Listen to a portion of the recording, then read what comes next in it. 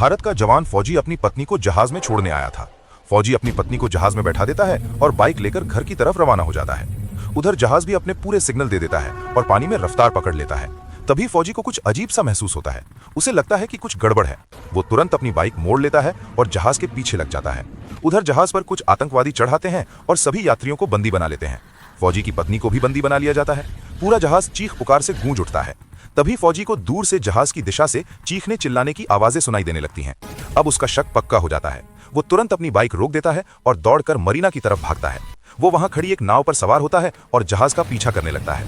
उधर आतंकवादी जहाज के सभी यात्रियों और पायलट को एक जगह बिठाकर रस्सियों से बांध देते हैं। उनका सरदार सिगरेट पी रहा होता है और किसी से फोन पर बात कर रहा होता है।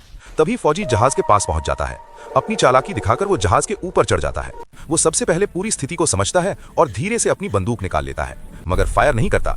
वो सही मौके का इंतजार करने लगता है। तभी सभी आतंकवादी एक साथ इकट्ठा होकर आपस में बात करने लगते हैं। फौजी इसी बात का फायदा उठाता है और उन पर फायरिंग शुरू कर देता है। आतंकवादी भी छिप जाते हैं और फौजी पर गोलियां चलाने लगते हैं। कुछ देर तक दोनों तरफ से लगातार फायरिंग होती रहती है। तभी फौजी अपने पास से एक स्मोक ग्रेनेड निकालता है और आतंकवादियों की तरफ फेंक देता है।